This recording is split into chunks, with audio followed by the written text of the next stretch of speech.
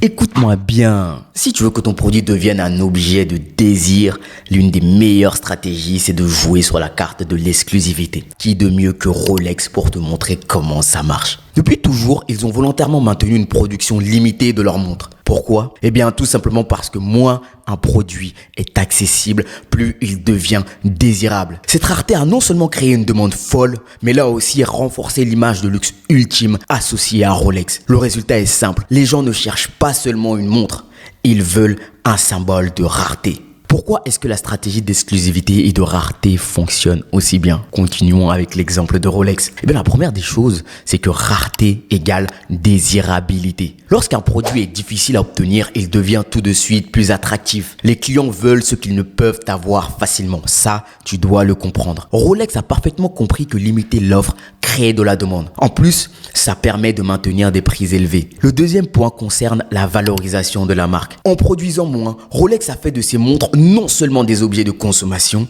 mais des symboles de statut. Posséder une Rolex, c'est montrer que tu appartiens à un cercle restreint. Cette stratégie de rareté a permis à la marque de cultiver une aura de prestige inégalée. Le troisième point, c'est que les clients sont prêts à tout. Les gens sont prêts à payer plus cher pour attendre longtemps pour obtenir un produit exclusif. Ça, tu le sais avec l'exemple d'Apple. Cette attente renforce l'idée que le produit est spécial. Pour Rolex, ça a créé une fierté d'appartenance chez les clients. Et bien maintenant, je suis sûr que tu es en train de te dire, oui, c'est bien beau, c'est cool de parler de stratégie de rareté, mais comment est-ce que l'on fait? Le premier point, limite la disponibilité. Que ce soit dans la production, les stocks ou même un accès restreint à certains clients, crée de la rareté autour de ton produit. Lorsque tu crées de la rareté autour de ton produit, cela peut te permettre de le rendre plus désirable. Que ce soit par exemple à travers des éditions limitées ou des accès VIP, fais en sorte que tout le monde ne puisse pas facilement obtenir ton produit. Le deuxième point, créer un sentiment d'urgence. Annonce des stocks limités ou des offres spéciales disponibles pour une durée limitée. Psychologiquement, les gens sont plus enclins à passer à l'action quand ils sentent que l'opportunité pourrait disparaître à tout moment. Le troisième point,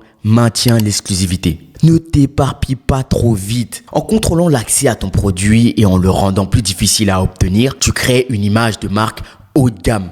Ceux qui l'ont se sentent privilégiés et ceux qui ne l'ont pas en rêvent.